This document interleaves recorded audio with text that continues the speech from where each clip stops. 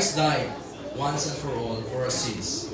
He, the just one, died for the unjust in order to lead us to God.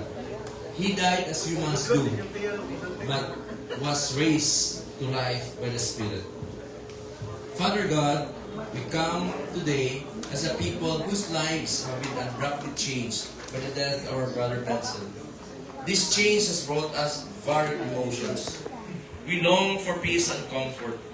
We want to feel your presence. As the stark reality of death is portrayed before us, may we remember that your love is the ultimate reality. Lord, may the memories of precious shared moments sustain us in this time of grief.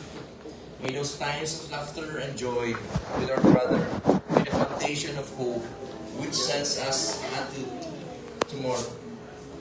Grant us the peace of your consolation and the joy of your love.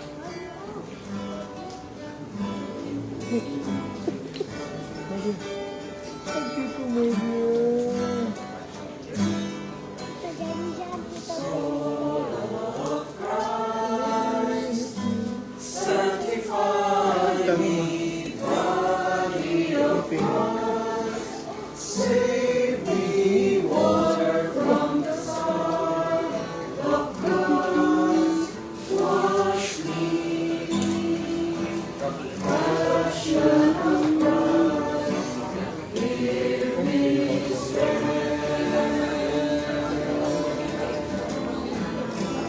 Hear me, Jesus.